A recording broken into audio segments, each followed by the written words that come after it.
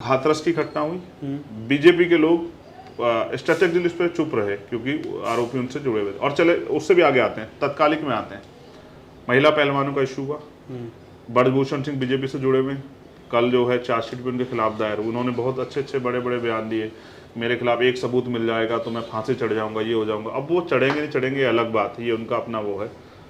लेकिन अब आप ये बताओ, अब उनके खिलाफ चार्जशीट लगी है, पुलिस उनकी है दिल्ली में, सेंटर में सरकार उनकी है, ये किसी विपक्ष के दबाव में तो नहीं हुआ। अब तक बीजेपी के एक लीडर का उन पर स्टेटमेंट क्यों नहीं आया? क्योंकि शोषण जिनके खिलाफ जिन लोगों ने एफआईआर दर्ज कराई है वो बहुत नामचीन चेहरे हैं, वो चेहरे जिन्होंने देश का नेतृत्व किया है दुनिया में जाके और मेडल्स लेके आए। मैं इसलिए कह रहा था आरक्षण वाली बात को, जब सब एक विचारधारा के हो जाएंगे तो उन वर्गों का हित नहीं हो सकता, उनकी बात नहीं हो सकती। जैसे मैं कहता हूँ, अगर पार्लियामेंट में किसान नहीं है तो भी प्रॉब्लम है, तो किसानों की बात नहीं हो, क्योंकि वो समस्या ही नहीं जानता किसानों की। सही बात है। तो जब तक इस 2% सरकारी नौकरी में हिस्सेदारियां नहीं होंगी, सब तरह के विचार के लोग नहीं होंगे, तब तक बात नहीं। और एक गंभीरता से जमीनी लेवल पर सुन लो, एक थाने में एक ही जाति के सारे कर्मचारी, कांस्टेबल भी, हेड कांस्टेबल भी, दरोगा भी और एसएचओ भी। अब कोई दूसरा आदमी, कोई गरीब आदमी आता है, वो उनसे अदर कास्ट का है और जिसके खिलाफ वो आया एफआईआर कराने, वो उस सेम कास्ट का जिसके थानेदार साहब, तो कहीं ना कहीं जाति के प्रति झुकाव होता है। आपको लगता है कि उस गरीब की सुनवाई होगी वहाँ?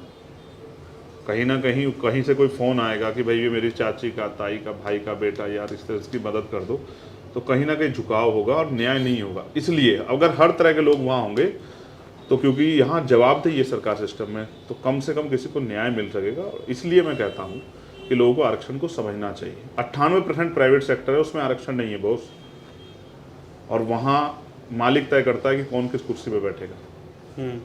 तो इस 2% सरकारी नौकरी, ये भी तब है जब हमने इतनी ज्यादा क्या प्राइवेट में होना चाहिए? नहीं, मैं अभी इस पे बात नहीं, जो अभी नहीं है उस पर बात नहीं कर रहा हूँ, लेकिन मैं चाहता हूँ कि अभी समाज उस तरह से नहीं खड़ा हुआ है। अगर आप ये मानते हैं कि आज का समाज उस तरह से खड़ा हो गया है कि लोगों को उस तरह की सुविधाओं की जरूरत नहीं है, तब आप इस पर डिबेट करें। लेकिन जब नहीं खड़ा हुआ, आप तो वहां भी नहीं दे रहे हैं। देखो, मैं किसी एक सरकार पे नहीं कह रहा हूँ, पिछली सरकारों को मैं बहुत अच्छा भी नहीं कह रहा हूँ, लेकिन यह है कि उन्होंने सरकारी इंस्टीट्यूशन में बढ़ावा दिया, राष्ट्रीयकरण किया बैंकों का, कई चीजों का, जिससे कि नए अवसर पैदा हुए। अब की सरकार ने क्या किया? अब की सरकार ने किया कि सब प्राइवेट सेक्टर निजीकरण कर दिया, तो वहां से तो आरक्षण व्यवस्था खत्म हो गई ना। अब तो मालिक तय करेगा। अच्छा, वो रेट भी कितने करते? सरकार सिस्टम जनता के लिए तो हितैषी है ना। जैसे मैंने आज ही पढ़ा कि पहले 125 रुपए के टिकट में लखनऊ से गोरखपुर जाते थे, 5 घंटे लगते थे।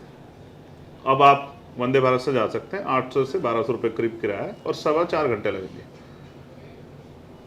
आप ये समझ रहे हैं किराया कितने गुना बढ़ गया? तो हमें जनता को सुविधा देनी है ना बॉस, या जनता की जेब काटनी है। सरकार देखो, अमीरों पे भी वही टैक्स है, गरीबों को वही टैक्स। अमीरों को छूट मिल जाएगी, उनके हजारों लाख करोड़ रुपए माफ हो जाएंगे, लेकिन गरीब किसान का नहीं होगा, आम आदमी का नहीं होगा। बिजली का उसका बिल अगर नहीं भरेगा तो उसका कनेक्शन भी काट दिया जाएगा, उसके खिलाफ मुकदमा दर्ज होगा, वो जेल भी चला जाएगा। लेकिन आप बड़े बड़े पैसे वालों के, जो आपको चंदा देते हैं, उनका आप लाखों करोड़ रुपए माफ कर देंगे। इसका जवाब है सरकार के पास?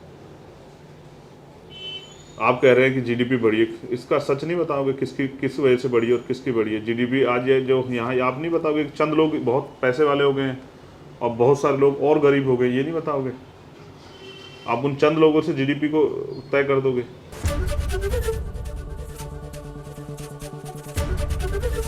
एबीपी गंगा, खबर आपकी, जुबान आपकी।